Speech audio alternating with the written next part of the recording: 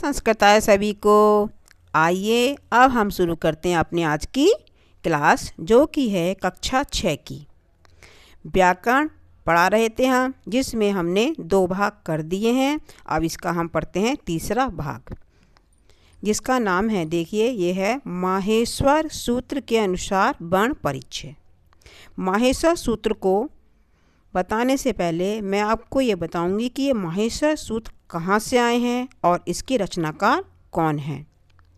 व्याकरण में त्रिमुनि कहलाते हैं, जिनमें सबसे पहले हैं पाणिनि, कात्यायन, कात्यायन को बरूची भी बोलते हैं, और तीसरे हमारे पतंजलि। तो सबसे पहले हम किसके बारे में जानेंगे? पाणिनि के, जो कि माहेश्वर सूत्र के रचनाकार हैं।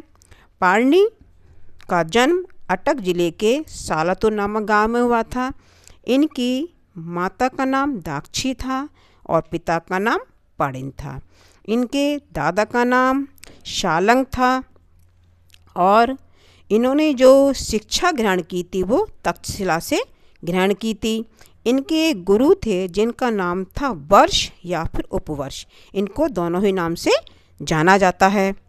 ये पढ़ने में ज़्यादा तेज नहीं थे, तब इनके जो गुरु थे उपवर्ष, उन्होंने कहा कि तुम शिव अर्थात महाकाल को प्रसन्न करो।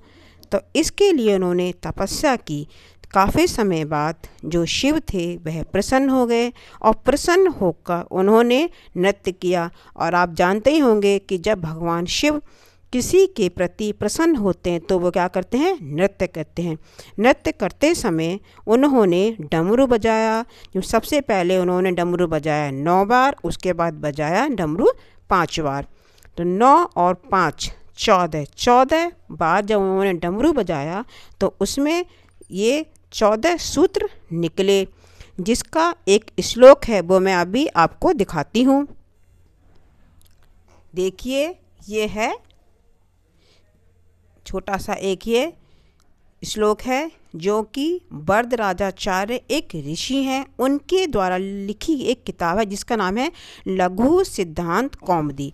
उसमें यह आपको श्लोक मिल जाएगा, लेकिन आपको इसकी कोई आवश्यकता नहीं है, लेकिन कुछ जानकारी के लिए मैं आपको इसको यहाँ पर पढ़ा रही हूँ। आइए इसको हम पढ़ते हैं। नृत्तावसाने नटराज राजो ननाद ढक्काम नव पंचवारम उद्धर्तु कामा सनकादि सिद्धान तद्विमर्शे शिवसूत्र जालम तद्विमर्शे शिवसूत्र जालम। देखिए अब इसमें इसका हम अर्थ निकाल लेते हैं। नृत्तावसाने, नृत्य के अवसान में होता है अंत में। नटराज अर्थात भगवान शिव ने, ननाद मिस क्या होता है? ननाद मिस होता है बजाया, ढक्कान मिस डमरू को, ठीक है। नृत्य के अवसान में नटराज महाकाल ने डमरू को बजाया। कितने बार बजाया? 9 पंचवारम, 9 पहले 9 बार, फिर 5 बार डमरू को बजाया, जिसको क्या कहते हैं? शिव सूत्र कहते हैं, माहेश्वर सूत्र भी कहते हैं। और इसको हम वर्ण समन्वय और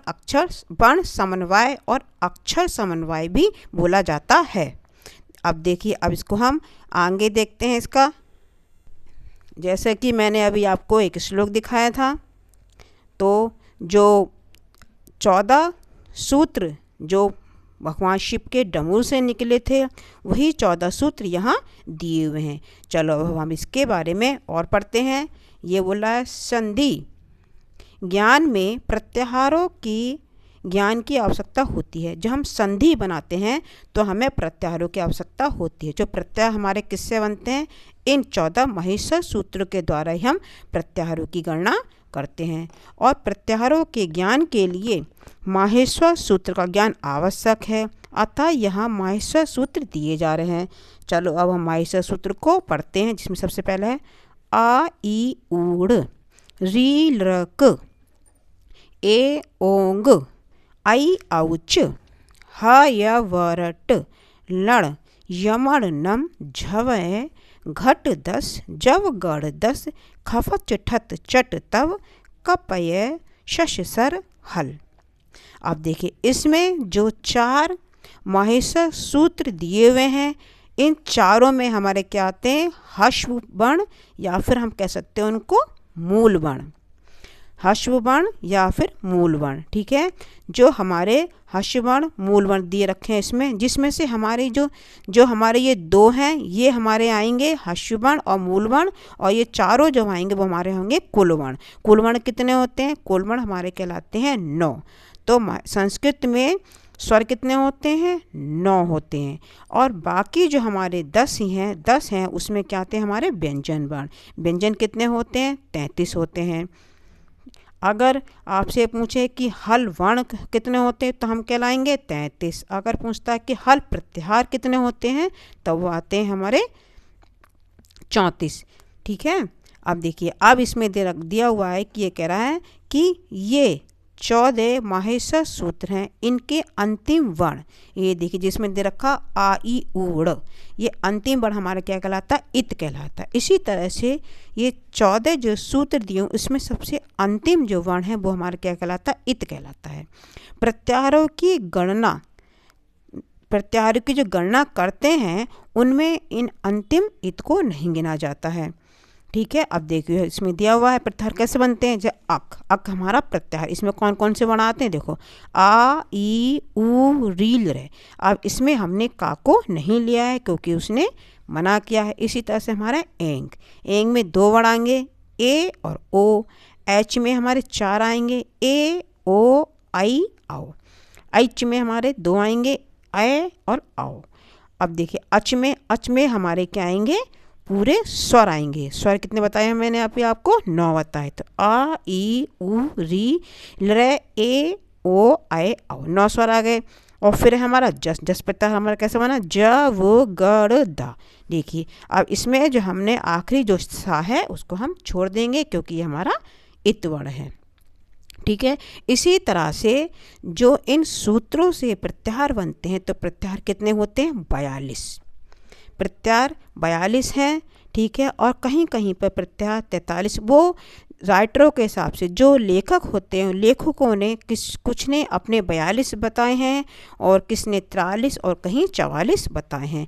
उसमें एकाध प्रत्याहार बढ़ा दिया जिस हिसाब से संख्या भी घटती या बढ़ती रहती है। बच्चों, आपको मेरा ये वीडियो कैसा लगा मुझे लाइक और सब्सक्राइब कीजिए और कमेंट बॉक्स में मुझे ज़रूर बताइए और अपने मित्रों को भी शेयर कीजिए जिससे कि उनको भी ये व्याकरण की क्लास मिल सके। अब इसके आगे का मैं आपको कल पढ़ाऊँगी। नमः संस्कृताय।